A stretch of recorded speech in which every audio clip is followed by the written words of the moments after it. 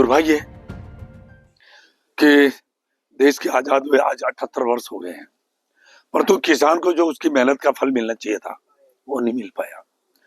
परंतु सौभाग्य भी है कि हमारे देश के प्रधानमंत्री नरेंद्र भाई मोदी जी ने जब से केंद्र में उन्होंने एक सेवक के रूप में, प्रधान सेवक के रूप में, प्रधानमंत्री के रूप में दायित्व संभाला है, किसान सम्मान निधि देने का पहला दफे इस देश में काम किया है। क्योंकि किसान को कोई क्या दे सकता है, उन्होंने नाम भी क्या दिया, किसान सम्मान निधि। उसके अलावा हर खरीफ और रबी फसल, अभी आपने देखा होगा फसल बोने के पहले ही रबी और खरीफ फसल के एमएसपी बढ़ाने का काम कर रहे हैं। कृषि बजट को, दायरे को बढ़ाने का काम किया, जैविक खेती को बढ़ावा देने का काम किया, प्राकृतिक खेती, नेचुरल खेती को बढ़ावा देने के लिए काम कर रहे हैं। तो अब किसान, आपने कहा है कि जब किसान की माली हालत इतनी खराब है, प्रधानमंत्री जी चाह रहे हैं कि किसान की आमदनी दुगनी हो, उसके लिए जो भी प्रयास है वो पूरे प्रयास किए जा रहे हैं। पर तुम्हें किसान भाइयों से भी निवेदन करना चाहूंगा, वो भी उन्नत बीज, उन्नत नई तकनीकी से खेती करें ताकि वो खेती लाभदायक हो।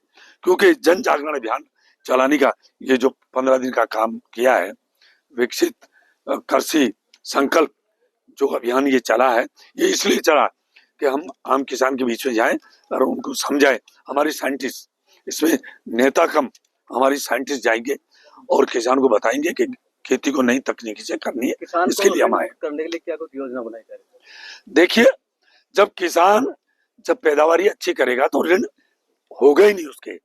देखिए, ऋण मुक्त होना, ऋण हुआ क्यों कि वो उसकी उपज का दाम कम मिल रहा है।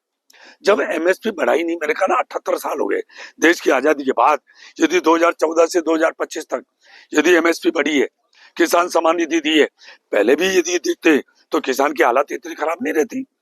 पर तो कभी पहले किसी ने सोचा ही नहीं कि किसान सम्मान निधि देवें क्या। एमएसपी हर खरीफ और रबी फसल में पहले कभी बढ़ी क्या? बढ़ते तो आज ये स्थिति रहती क्या?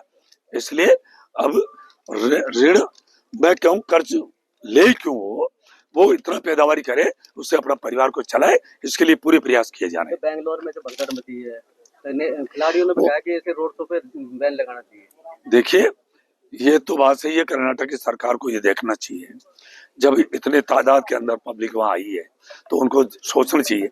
और बहुत बड़ी एक चिंता का विषय है ये कि इस तरह से नौजवान वहां जाते हैं और अकाल उनकी मौत हो जाती है।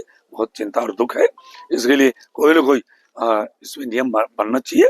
राज्य सरकारें इसमें तय करती है। कर्नाटक की सरकार, उन्होंने उन अधिकारियों को भी सस्पेंड किया और भी करेंगे। हमसे जुड़े रहने के लिए हमारे YouTube चैनल को सब्सक्राइब करें और नई वीडियो की नोटिफिकेशन के लिए बेल आइकॉन को दबाएं। अगर आप ये वीडियो Facebook पर देख रहे हैं तो लाइक जरूर करें और ज्यादा से ज्यादा शेयर करें। धन्यवाद।